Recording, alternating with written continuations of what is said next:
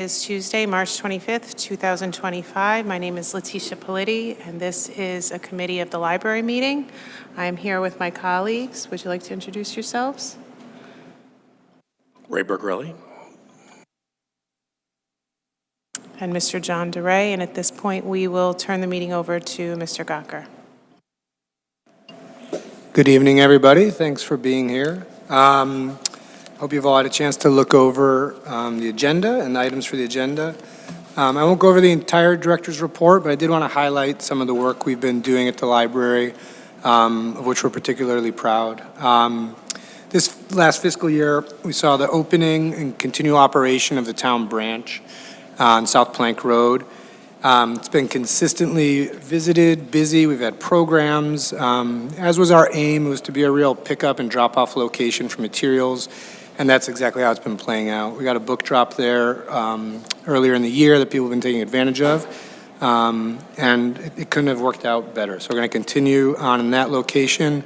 The lease is for 2 more years, and at that point, we'll look for other spots or look to stay in the same location if it's suitable. The other thing that I really wanted to draw attention to was a relationship we've established with Adelphi University and their Masters in Social Work program. Something that you're seeing at libraries across the country is the inclusion of social workers on library staff. Libraries and librarians have been doing that work for years, oftentimes without the proper training. What this relationship with Adelphi has allowed us to do is to bring graduate students in who are doing their practicum in social work, and they can work with members of the community. They set up appointments. We've created discrete meeting rooms for them. They can help them fill out papers, put them in touch with organizations in the community to find housing, social services, and things of that nature. We've had a fantastic social worker with us during this term, and in the fall we'll have at least 1 more social worker starting. And they're there usually about 3 days a week. And I'm considering this sort of a pilot program. If it continues to be seen as useful to the library, helpful for the community, and helpful for staff, I'd like to explore options of creating room in our operating budget to have a social worker permanently on staff. Those are the things in the report I most wanted to highlight. If anyone had any questions on anything else in the report, I'm happy to answer. Yes.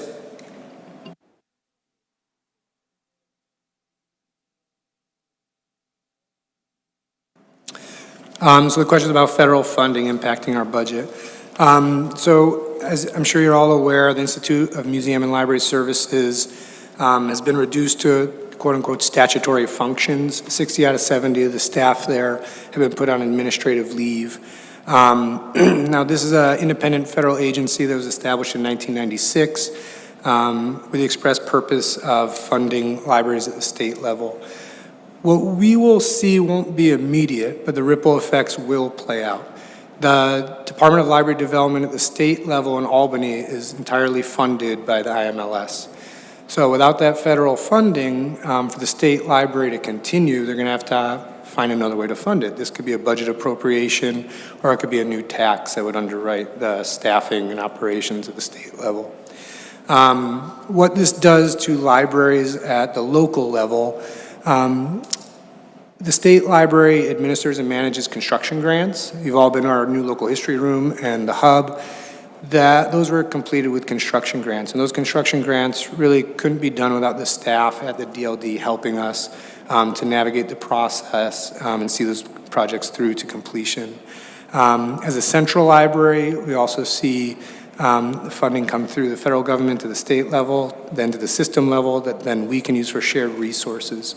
What might end up happening, the ultimate consequence of this is we'd have to move some of that funding to shared resources and start paying administrative overhead costs. So that would reduce people's access to different kinds of databases, reference materials, things like that. We were fortunate in New York State. There is a lot of support for public libraries. Other states across the country aren't as fortunate, and this federal funding will severely hamper the work that they can do. So as of now, it's still kind of a wait and see, but it certainly will have a pretty significant effect.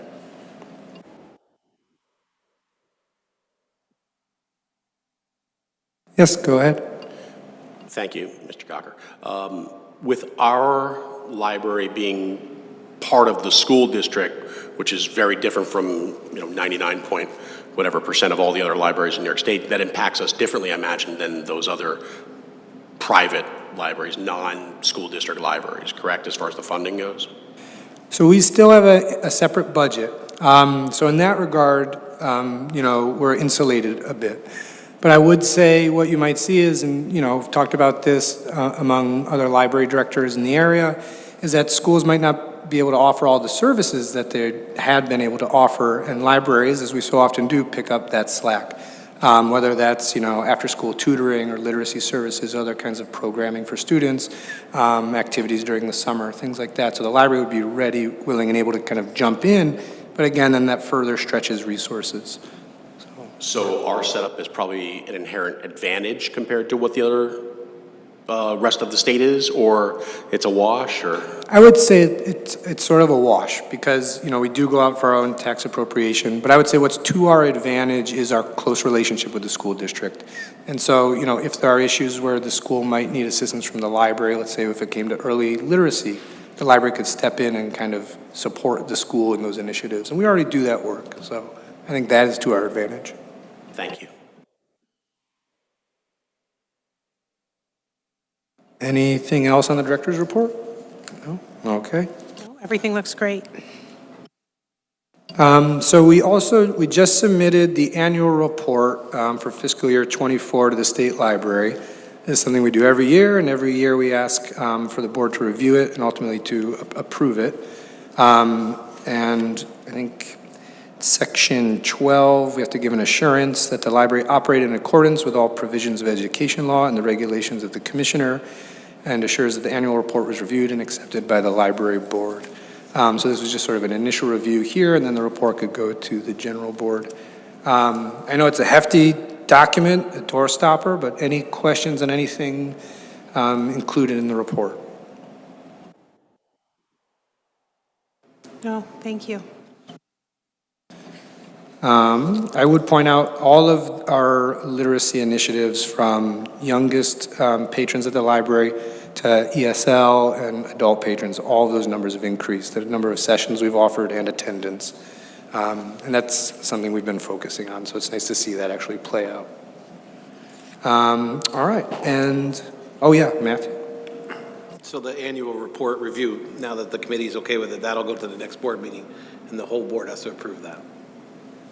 Okay. Right.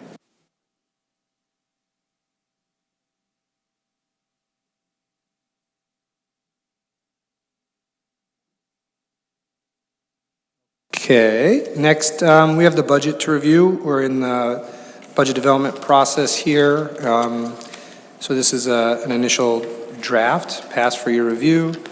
The allowable tax cap levy limit, which was included in the materials, was, I believe, about 3.8%, or just over 6 million. But we're going to go out, it's our aim to go out for an increase of just 1.78%. And that's a change of about $104,936 over last year's budget. We'll still be able to provide all of the services we've been able to provide, and keep staffing levels pretty much the same. Are there any questions about the budget as offered? No. No questions? Okay. And the last item for review is our holiday calendar. We work with the school district, looking at their calendar. We look at professional development obligations we have at the library, and we lay them all out there. One thing I'll bring up is we do have a staff development day, which we've been doing annually, where we close the library for a full day.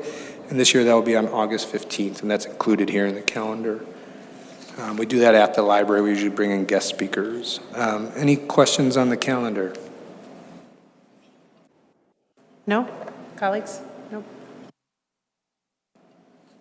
And I think that was it. There were two items also included, I think, in the packet, which were resolutions that will be, I think, voted on tonight.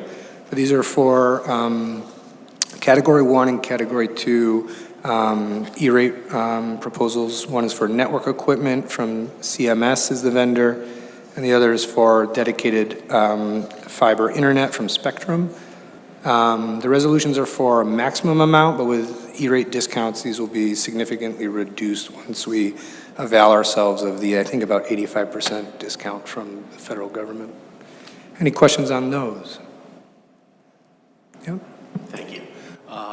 How much of these, of the equipment over here, that I'm seeing that we're adding is replacements or additions, or we're expanding what we had because we need a lot more throughput, or can you describe some of this equipment? To the best of my lay IT brain, I will. These are mostly replacements. There are, I don't think, many additions, or maybe additions in the number of access points. You can see the quantity is 20. So we're increasing that to increase greater access around the library, and especially in staff areas. Our friend's bookstore is in the basement, and I know they have poor connectivity down there. So we have increased the number of access points. But everything else is basically replacing equipment that has reached end of life.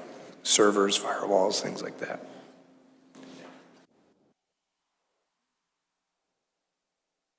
Anything else? Anything? I think that says a lot about what you've done with programming and what you continue to do with programming and serving the needs of our students in our community, and we thank you very much for that. Can I have a motion on items 1.1 through 1.6? So moved. Would you like to discuss any of them? Okay. Roll call, please. All in favor, say aye. Aye. Aye. So I guess we bring this meeting to adjourn. Thank you so much for your presentation, and thank you for all that you do.